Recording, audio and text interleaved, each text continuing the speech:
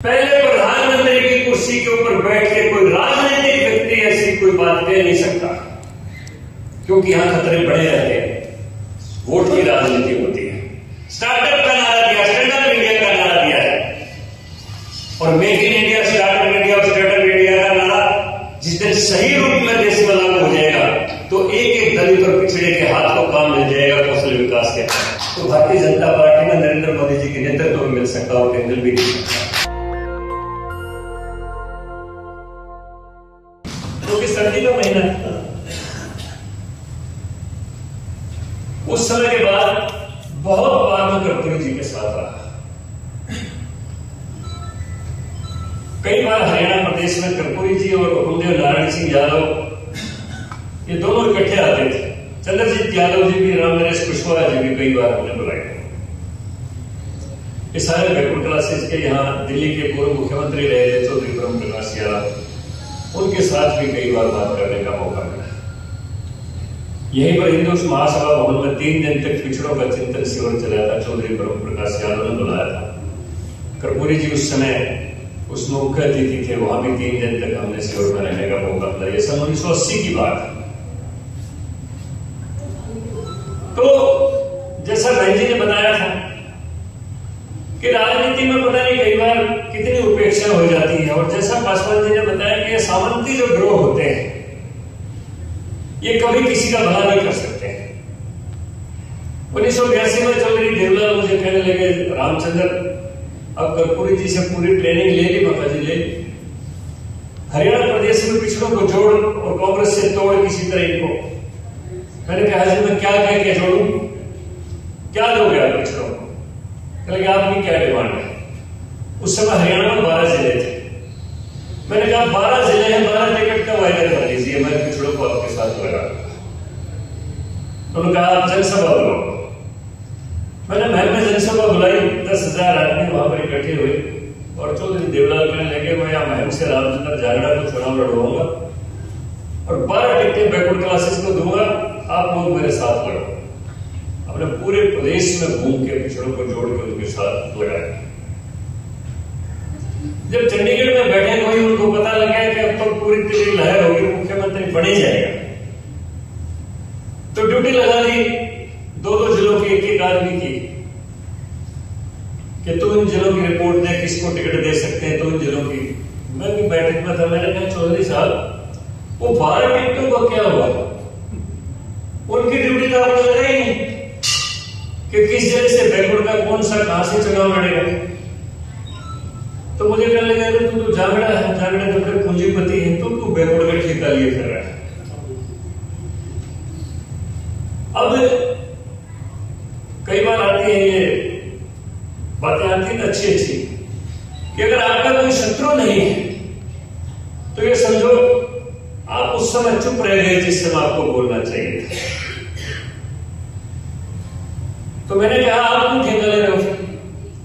आप भी तो 5,000 एकड़ के जमींदार हैं, 5 बीघे के जाट की राजनीति करते हैं किसान के, आपने क्यों ठेका ले रखा है?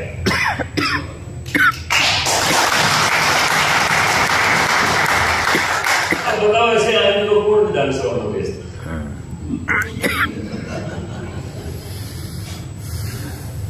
चौधरी देवलाल कहने लगे रामचंद्र मेरी सलाह बहन से मैं ही चुनाव लड़ूंगा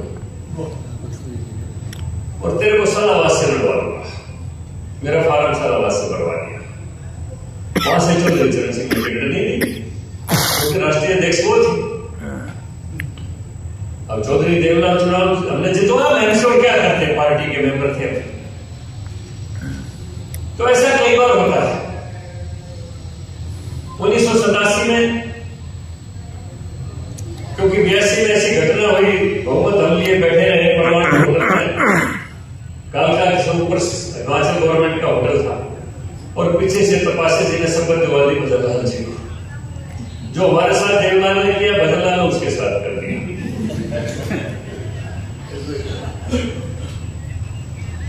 लेकिन मैं पार्टी के साथ रहे। 1987 में मुझे कहने लगे भाई राजीव लोगोवाल से उतार के राजेंद्र जोर शोर से इसके खिलाफ आंदोलन चलाओ। मैंने कहा पिछड़ों को क्या दोगे? अब बोलिए क्या चाहिए? बता जी अब तो 17 जिले हो गए, 17 टिकट का वायदा कर लो। अब 17 का वायदा कर लिया, लेकिन जिस समय टिकटें बढ़ने लगी तो मेरा नाम सफेदों से डिक्लेयर कर दिया। अब उनके बड़े बेटे ओम प्रकाश चौटाला जी गए, इस आदमी को विधानसभा में भेज के और आप अपनी सरकार चलाओगे? हाथ मारता हुआ दोबारा मीटिंग में गया और टिकट सफेदों से काट।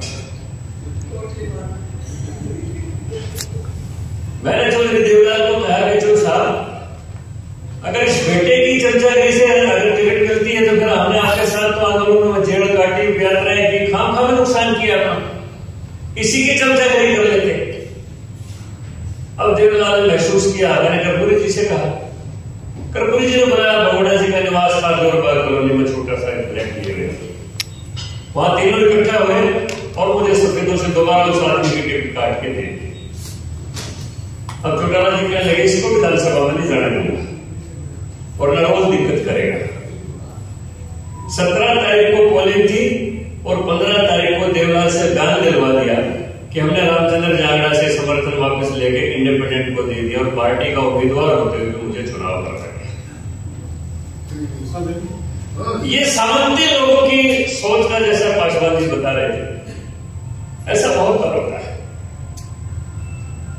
अब कांग्रेस में हम कभी रहे नहीं,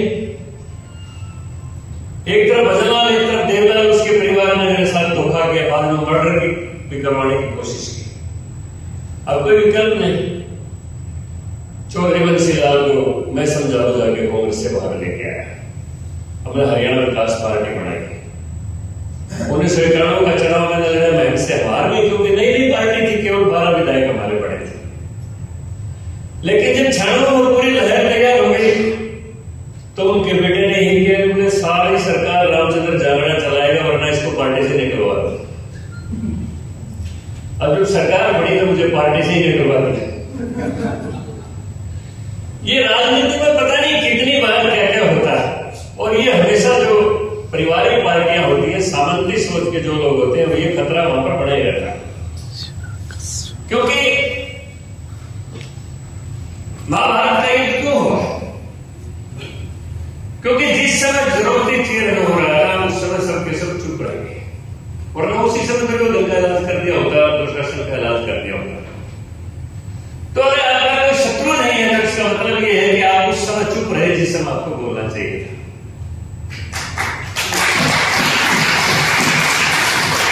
और ये शत्रुता मोल लेने का काम मैं बार बार करता रहा, इसी कारण इतना लंबा समय लग गया। 2004 में चौधरी बंसीलाल कहने लगे, मैं भी करनाल से पार्टी का चुनाव लड़ रहा था, लोकसभा का, 10 की 10 सीटें हम हार गए। तो उनका दिल टूट गया, कहने लगे मैं तो कांग्रेस को वापस जाऊंगा। मैंने कहा जब मैं तो छात्र जीवन में संघ का कार्य करता रहा, संघ का स्वयंसेवक रहा हूं, मेरे संस्कारों में कांग्रेस नहीं है, इसलिए मैं अपने मूल जो मेरे विचारधारा है मैं भारतीय जनता पार्टी में जाऊंगा। और प्रोफेसर गणेशी लाल जी अध्यक्ष थे उस समय, मैंने भारतीय जनता पार्टी ज्वाइन की 2004 में। 2014 में पार्टी का विचार हुआ। इससे पहले मैं 2 बार प्रदेश का उपाध्यक्ष रहा, 2 बार पिछड़े वर्ग मोर्चे का अध्यक्ष रहा। बहन जी जो जिक्र कर रही थी मोर्चे वाला, मैं 14 साल चौधरी बंसीलाल ने मेरे को पिछड़े वर्ग मोर्चे का भी अध्यक्ष रखा, पार्टी का जनरल सेक्रेटरी भी रखा, और इतने देवलाल के पास रहा, उन्होंने पिछड़े मोर्चे का अध्यक्ष मुझे ही रखा। मैं पहली बार उपाध्यक्ष था, दूसरी बार जब प्रकोष्ठ का अध्यक्ष मुझे बनाया, मुझे नहीं पता था प्रकोष्ठ मोर्चे में अंदर क्या होता है।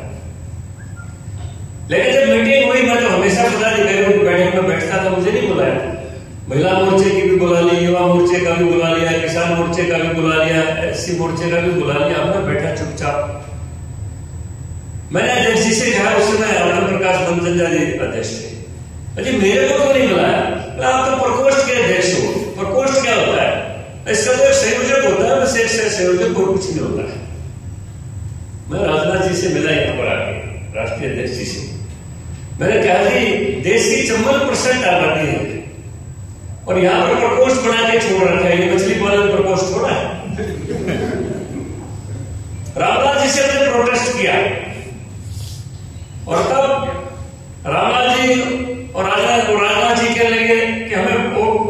पिछड़ा वर्ग कुछ जसता नहीं है नाम कि देश की इतनी बड़ी आबादी पिछड़ी कही जाए, कुछ और नाम ढूंढ रहे हैं। और सामाजिक न्याय मोर्चा उस समय गठन हुआ, पहला अध्यक्ष जैसा बताया एसकेएस बघेल जी बने, बाद में गडकरी जी अध्यक्ष आए, मैं और बघेल जी दोनों मिले उनसे। मैंने कहा जी ओबीसी एक कंसिडरेशन हो गई, एक वर्ग बन गया और उसके अंदर शामिल जातियों ने अपने आप को ओबीसी मान लिया, इसलिए सामाजिक न्याय जचता नहीं है। सामाजिक न्याय मोर्चा, इसको ओबीसी मोर्चे का ही नाम दो। और गडकरी जी ने फिर दोबारा इसको ओबीसी मोर्चे का नाम दिया। अब बहन जी पता नहीं 15-16 दिनों को ढूंढ रही थी, मैं कैसे याद नहीं आया मुझे।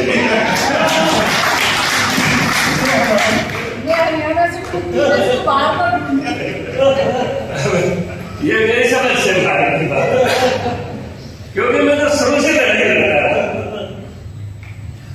2014 में पार्टी ने कहा आपको जरूर चुनाव लड़वाना। अजी ठीक है मैं लड़ूंगा, लेकिन बहन से मेरे गांव का आदमी तैयार हो गया, मेरे इलाके से, वहां एक गांव के 2 आदमी नहीं चलेंगे। तो मेरा दूसरा लड़का बताइए, मैं गोहाना से चुनाव लड़ूंगा, कह दिया डर है आपने। और जब टिकटों का लिस्ट आई तो मेरा नाम नहीं था। अब रामा जी ने कहा कि क्या कर दिया, जाना जी का नाम कैसे नहीं, ओबीसी के हमारे पास एक ही आदमी। दोबारा राष्ट्रीय अध्यक्ष अमित शाह जी ने मुझे 22 तारीख को बुलाया और कहा आपको टिकट काट के देंगे। मुझे मेरे को काट के ही मिलती है, आपके काट के। और ये भारतीय जनता पार्टी की पार्लियामेंट्री बोर्ड में शायद ना भूतो ना भविष्य एक ही होगा इतिहास में कि पूरा निर्णय होने के बाद किसी आदमी की काट की टिकट मुझे दी गई।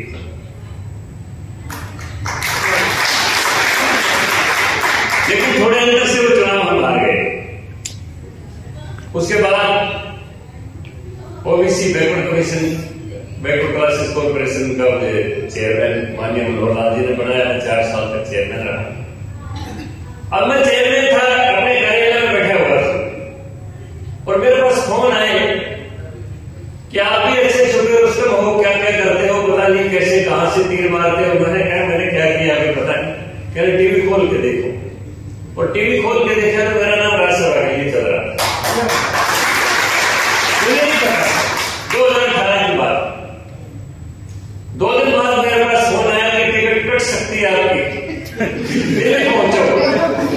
मैंने बताया चाहे कटो चाहे मिलो, मैं ना तो टिकट लेने के लिए दिल्ली गया ना बचाने के लिए दिल्ली जाऊंगा। मैं नहीं आया, डीपी बस को टिकट मिली, घर पे।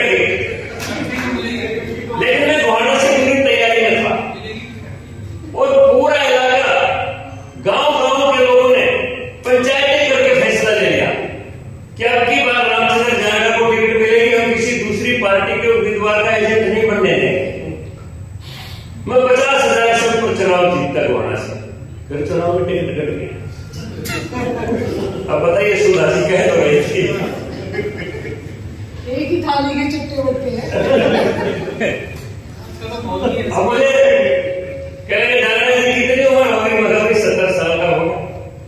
कह लगे चुनाव तक 75 साल की हो जाओगे और 75 साल में डी लगाना है, लेकिन 75 के बाद तो चुनाव नहीं करना। अब आपकी तो जिंदगी गई संघर्षों में और मेरे मुंह से अनायास निकल गया। मेरा संकल्प है जब तक हिंदुस्तान की पार्लियामेंट या हरियाणा की विधानसभा नहीं देखूंगा मैं भीषम की तरफ प्राण लेता हुआ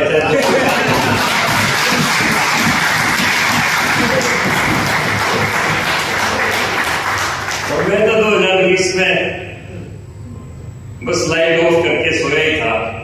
मनोहर लाल जी का फोन आया कि जागरण जी पेपर तैयार करवा के चंडीगढ़ आए हो, आपको राज्यसभा के लिए सिलेक्शन कर लिया है। ना कभी टिकट लेने के लिए आया, ना कभी पिटवाड़ी के पिटवाड़ी के लिए आया। ये चलता है जीवन में, राजनीति में चलता है। लेकिन एक मेरा अनुभव आया कि जो पारिवारिक पार्टियां हैं, सामंतवादी जो गिरोह है, उनमें जिंदगी भी खपा देने का कोई फायदा नहीं। विचारधारा के साथ आदमी अगर जुड़ के रहेगा, राष्ट्रीय विचारधारा के साथ, तो जैसे सुधा जी आज हमारी सिरमौर कार्य समिति की मेंबर है, इसी तरह कभी न कभी मौका आएगा। और मैं जिस समय आदरणीय प्रधानमंत्री नरेंद्र मोदी जी 2014 में शपथ उन्होंने ली प्रधानमंत्री के तौर के ऊपर, पता नहीं किसने वो बात समझे या ना समझी, लेकिन मैं समझ गया। पहले प्रधानमंत्री की कुर्सी के ऊपर बैठ के कोई राजनीतिक व्यक्ति ऐसी कोई बात कह नहीं सकता, क्योंकि यहां खतरे बड़े रहते हैं, वोट की राजनीति होती है। प्रधानमंत्री जी ने क्या कहा, मैं आपको दायरा जला देता हूं। ये कहा था कि आने वाले 10 वर्ष हिंदुस्तान के दलित और पिछड़ों को समर्पित करें, और उसी के ऊपर पार्टी चल रही है। हमने जिस समय राजनीति के अंदर पदार्पण किया, जागरूकता नहीं थी ओबीसी समाज में। कर्पूरी जी बार बार ये कहते थे, जागड़ा जी मैं किसी जाति का विरोधी नहीं, लेकिन कहते थे कि ब्राह्मण के पंजे से इनको निकालो। हम गांव में जाते, बैकवर्ड क्लासेस के कितने घर हैं बताते, कितने घर हैं, कितनी वोट है, कितनी वोट है, आपके गांव का सरपंच कौन है, हमने अपना ही तो बना रखा है, देवकी नंदन कौन बना रहा है। मतलब राजनीतिक सोच नहीं थी, और मैं इतिहास का विद्यार्थी रहा हूं। इसके पीछे आज से नहीं, जैसा पतंजलि कह रहे थे कि अंग्रेजों के समय से, हाँ ये तो अंग्रेजों के समय से कह रहे थे, मैं कहता हूं अंग्रेजों के बाद में होता रहा।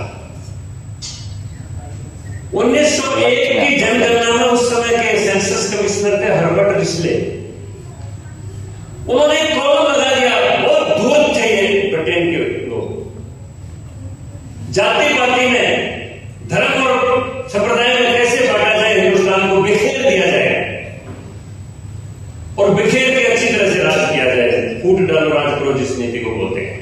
उन्होंने एक कॉलम डाल दिया कि आपकी जाति अमुक जाति से ऊंची है, नीची। अब अपनी जाति को नीची कौन बताता? जितने रोहिला थे, कपड़े का सिलाई का काम करने वाले दर्जी, उन्होंने कहा हम तो रोहिला राजपूत है। जितने जीवन थे उन्होंने कहा हम कश्यप राजपूत है, क्योंकि सामाजिक स्टेटस के तो दो ही जातियां थी, या तो राजपूत या ब्राह्मण। अब हम शिल्पी लोग थे, हमने कहा हम जागृत ब्राह्मण है, पतंजलि ने कहा हम पांचाल ब्राह्मण है। अब सब ने राजपूतों और ब्राह्मणों की संख्या बढ़वा दी, और जब राजनीति में तो हेड गिने जाते हैं तो माइंड को गिना नहीं जाता। इसलिए तो मुसोलिनी ने कहा कि मूर्तंत्र में There are 51 fools, rule of 49 intellectuals. अगर 51 मूर्ख इकट्ठे हो जाए तो 49 बुद्धिजीवियों पर राज करेंगे, क्योंकि 2 वोट ज्यादा है। अब या तो हेड गिने जाते हैं, और हेड हमने गिनवा दिए सारे, या तो राजपूतों में या ब्राह्मणों, फिर हमारी तो कोई जनसंख्या का कोई मायने नहीं रहा कि पिछड़े कितने हैं इस देश के अंदर। लोहिया जी भी आवाज लगाते रहे, कर्पूरी जी भी आवाज लगाते रहे, और पता नहीं कितने हमारे दलितों के पिछड़ों के नेता कहते रहे, अरे अपनी पहचान बढ़ाओ, अपनी पहचान बढ़ाओ।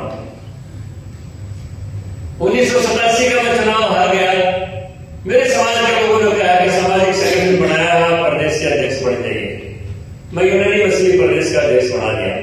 हमारे समाज के बहुत बड़े संत थे स्वामी कल्याण देव जी, उत्तर प्रदेश में 128 साल की आयु के बाद वो स्वर्गवास हुए। 350 शिक्षा संस्थाएं उन्होंने खोली। 2 बार राष्ट्रपति जी ने पद्म विभूषण और पद्मश्री अवार्ड उनको दिया।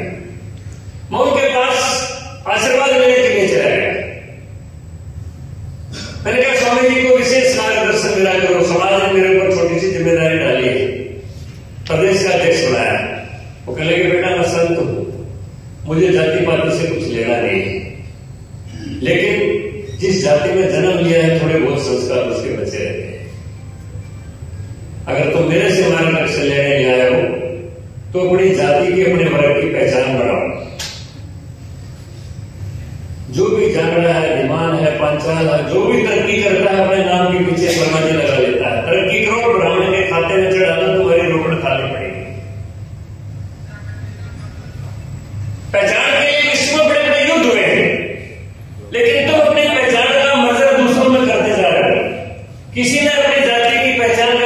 ठाकुर ने कर दिया, किसी ने ब्राह्मण ने कर दिया, तो तुम्हारी पहचान देश में कहां? अपनी पहचान को बढ़ाओ और अपने लोगों के लिए बड़ा संघर्ष करो, उनको इकट्ठा करो और बताओ कि कोई जागीर पांचा दिमाग उसको शर्मा लेके बड़ा स्टेटस करने की कोई जरूरत नहीं है। विश्वकर्मा अपने आप में बहुत बड़ा स्टेटस है। बाबा साहब भीमराव अम्बेडकर ने कहा था कि अपने जातीय इतिहास उठाओ, बाहर भी तो रेजिमेंट रहेंगे। कितनी लड़ाई आप लोगों ने लड़ी, जितने वाल्मीकि हैं, जितने धाड़क हैं, जितने जो आज अनुसूचित जाति में जिनको कहते हैं, जिनको नीचे जाति बोलते हैं लोग, उनके गोत्र उठाओ, सारे के सारे ठाकुरों के साथ मिलते हैं। उनको सामाजिक सजाएं दे दी गई कि ये तो युद्ध के अंदर पशु पक्षी खा के आए, युद्ध के अंदर अनाज अगर खत्म हो जाएगा तो क्या खाएगा? लेकिन सामाजिक दबाव ऐसा होता है और धर्म का दबाव उसका कोई मुकाबला नहीं कर सकता। उनको जाति बहिष्कृत किया, धर्म से बाहर कर दिया। वरना जितने शिल्पकार जितने ये बैठे हैं उत्तर प्रदेश में, ये को बाबा अपने साथ ले गया था, लेकिन जब श्रम को सम्मान नहीं मिला, डिग्निटी ऑफ लेबर जिस देश में खत्म हुई, तो उन्होंने प्रतिक्रिया से वो धर्म का परिवर्तन कर दिया। इसलिए वो सारे के सारे शिल्पकार मुसलमान बन गए, क्योंकि देश में डिग्निटी मिली, लेबर को, श्रम को कोई सम्मान नहीं मिला। ये बहुत बड़ा काम इसमें क्यों रहा? मुझे एक आदमी कहने लगा, जाना जी ऐसे ही योद्धा थे, तो फिर उन्होंने ये सजा शंकर को कर ली, धर्म से बाहर क्यों हो गए? मैंने कहा आज भी चलता है। आप लोगों को याद होगा हिंदुस्तान के गृह मंत्री थे बूटा सिंह, और देश में प्रधानमंत्री के बाद सबसे ज्यादा ताकतवर कोई मंत्री होता है तो गृह मंत्री होता है, जिसके पास सारी पैरामिलिट्री फोर्सेस की ताकत होती है। एक गुरुद्वारे की ग्रंथी ने अमृतसर में बैठ के आदेश दिया कि बूटा सिंह को तनख्वाह घोषित कर दिया गया है। 21 दिन तक गुरुद्वारे के अंदर पेड़ियों के अंदर बैठ के जूते साफ करेगा, गले में तख्ती का माफीनामे की तख्ती लटका के बैठेगा। और ये इतिहास गवाह के बूटा सिंह ने 21 दिन तक पेड़ियों में बैठ के जूते साफ किए। ये धर्म का शिकंजा इतना बड़ा होता है, आदमी बच नहीं सकता और इन चीजों से बाहर निकलना बड़ा मुश्किल होता है।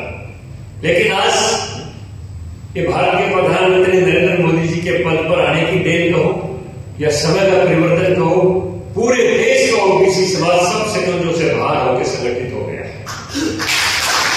तो भारतीय जनता पार्टी भी इस बात को मानती है कि हमारा आधार वोट अगर कोई है तो ओबीसी समाज है, और यही समाज की बदौलत कांग्रेस लंबे समय तक राज करती रही, क्योंकि आप बंद करके कांग्रेस को वोट देते थे।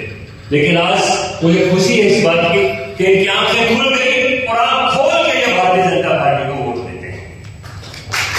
उसी का नतीजा है कि हमारी बहन जी आज सर्वोच्च जो पार्टी की कमेटी है उसकी सदस्य बैठी है यहाँ पर, और भी जिनका नाम क्या वो जी।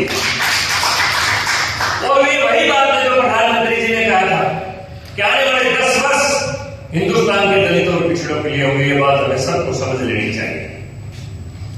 2024 के बाद का युग दलितों और पिछड़ों के लिए नई रोशनी लेके आएगा।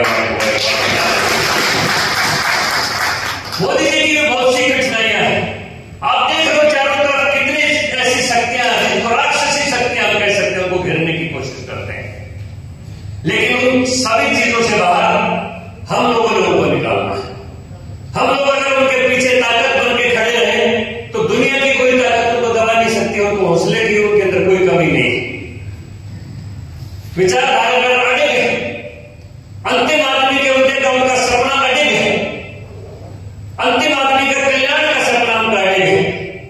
और इसी को लेकर उन्होंने मेक इन इंडिया का नारा दिया है, स्टार्टअप का नारा दिया, स्टैंडअप इंडिया का नारा दिया है। और make in India, startup India और स्टैंडअप इंडिया का नारा जिस दिन सही रूप में देश में लागू हो जाएगा तो एक एक दलित और पिछड़े के हाथ को काम मिल जाएगा कौशल विकास के तहत।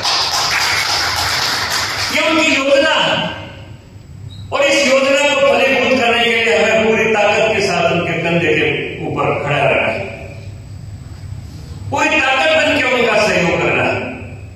यही एक दलितों के पिछड़ों के उत्थान का एक रास्ता है। और न सामंतवादी छोटी छोटी पार्टी क्या बहन जी ने भी किया और पासवान जी ने भी किया, ये इसी तरह लोग भाव ने नारे दिए और जब आ गए सत्ता में फिर उनको परिवार के सिवाय कोई याद नहीं आता, चाहे राज्यसभा हो, चाहे विधानसभा हो, चाहे मंत्री पद हो, चाहे मुख्यमंत्री पद। ये हरियाणा में भी होता रहा, उनकी दोहराने की मुझे जरूरत नहीं। चौधरी देवलाल ने जो किया, एक ही परिवार से 4 आदमी राज्यसभा में थे उस समय, बेटा मुख्यमंत्री, आप प्रधानमंत्री, पता नहीं क्या क्या, ये सब करते हैं। इसलिए अगर हमारा कल्याण कहीं पर है तो राष्ट्रीय विचारधारा के अंदर है। और इस देश के अंदर जब भी कोई संकट आया, जब भी कोई ऐसा मौका आया कि संकट से देश को उबारना है, तो इतिहास गवाह कि जब धर्म की मर्यादा का हनन हुआ और एक धार्मिक ग्रंथ की जरूरत पड़ी, मर्यादाओं की ग्रंथ की जरूरत पड़ी, तो उस ग्रंथ का निर्माण किसने किया? रामायण का महर्षि वाल्मीकि ने किया था। जब राजनीति में गिरावट आई, भाई ने भाई को लाशाग्रह में जलाने की कोशिश की, एक राजवधू जिसको कह सकते हैं भरी दरबार में उसको नंगा करने की कोशिश की गई, उसके ऊपर ग्रंथ की रचना की जरूरत पड़ी, तो किसने किया? महाभारत ग्रंथ का। उनका भी एक दलित के घर में पैदा वेद व्यास ने किया। और देश को कानून की किताब की जरूरत पड़ी, तो उसका भी निर्माण बाबा साहब नहीं बराबर। छोटे घरों में पैदा हुए लोगों ने भी बड़े काम किए और उन लोगों को अगर कहीं मौका मिलता है, right to equality of opportunity, जिस अवसर की समानता का अधिकार जिसको कहते हैं, तो भारतीय जनता पार्टी में नरेंद्र मोदी जी के नेतृत्व में मिल सकता और केंद्र भी मिल सकता। मैं इन शब्दों के साथ नेशनल दस्तक की आपसे गुजारिश है कि अगर इसको बचाना चाहते हैं तो नेशनल दस्तक को सब्सक्राइब करने के लिए रेड कलर के सब्सक्राइब बटन को दबाएं, फिर बेल आइकन की घंटी दबाएं। नेशनल दस्तक को बचाने के लिए बहुत जरूरी है कि हर खबर को शेयर करें, लाइक करें, कमेंट जरूर करें।